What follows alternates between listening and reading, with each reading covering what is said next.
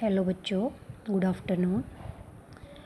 हमारा second lesson complete हो चुका है और अब है हमारा थर्ड लेसन जिसका नाम है दिल्ली के सुल्तान।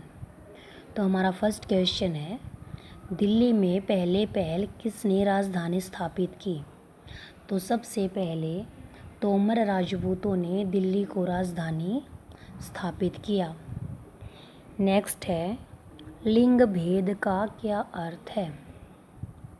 तो स्त्रियों तथा पुरुषों के बीच सामाजिक तथा शरीर रचना संबंधी अंतर जो है वो लिंग भेद कहलाता है। यानी लड़के और लड़कियों के बीच जो भेदभाव किया जाता है किसके आधार पर? लिंग के आधार पर।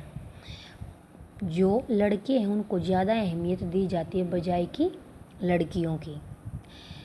जब लड़का पैदा होता है तो बहुत जश्न मनाए जाते हैं, लेकिन लड़की पैदा होने पर ऐसा कुछ नहीं किया जाता। तो ये होता है लिंग भेद। नेक्स्ट है, जन्मसिद्ध अधिकार का क्या अर्थ है?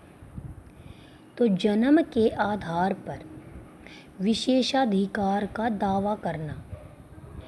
जैसे लोग मानते थे कि कुलीन व्यक्तियों को कुछ खास परिवारों में जन्म लेने के कारण शासन करने का अधिकार विरासत में मिलता है। तो जन्म के आधार पर यानी बहुत सारे लोग हैं जो अपने आप को कुलीन यानी उच्च मानते हैं, जो मानते हैं कि वो एक ऐसे परिवार में पैदा हुए हैं जहाँ पर वह दूसरे लोगों पर आसानी से अपना शासन कर सकते हैं। यानी वो सोचते हैं कि उन्हें तो यह शासन विरासत में मिला है। तो इसका अर्थ है जन्मसिद्ध अधिकार। नेक्स्ट है, रजिया बेगम किसकी बेटी थी? तो जो रजिया बेगम थी वो सुल्तान इल्तुतमिश की बेटी थी और यह एक मुस्लिम महिला थी। रजिया बेगम सिंहासन पर कब बैठी?